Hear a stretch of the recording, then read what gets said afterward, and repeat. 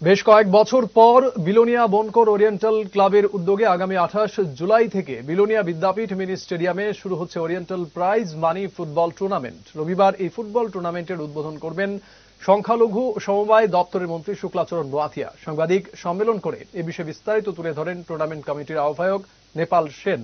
এছাড়া উপস্থিত ছিলেন ওরিয়েন্টাল ক্লাবের সভাপতি শ্রীবাস সেন, সম্পাদক সহ অন্যরা। আহ্বায়ক নেপাল সেন জানান, মোট 24টি দল এই খেলায় অংশ নেবে। প্রাইজ মানি হিসেবে চ্যাম্পিয়ন দলকে 80,000 টাকা এবং রানার্স দলকে 50,000 টাকা দেওয়া হবে। নকআউট টুর্নামেন্টের নাম হচ্ছে oriental club football tournament. Oriental football tournament এটা হচ্ছে প্রাইজ মানি নকআউট টুর্নামেন্ট।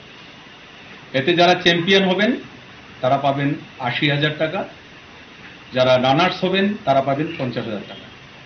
এর মধ্যে 3টে ট্রফির ব্যবস্থা থাকছে। যারা চ্যাম্পিয়ন হবেন তারা একটা ট্রফি পাবেন, যারা রানার্স হবেন একটা ট্রফি পাবেন, এবং যারা চ্যাম্পিয়ন হবেন একটা রানিং শিল্ড দেওয়া হবে। সেটা নির্দিষ্ট সময়ের মধ্যে আবার ক্লাবের মধ্যে ফেরত দিতে হবে। মোটামুটি এই হচ্ছে আমাদের পুরস্কারের বিষয়টা। আমরা এই ওরিয়েন্টাল ফুটবল টুর্নামেন্ট আমরা শুরু করতে যাচ্ছি চলতি মাসের 28 জুলাই 2024 রবিবার।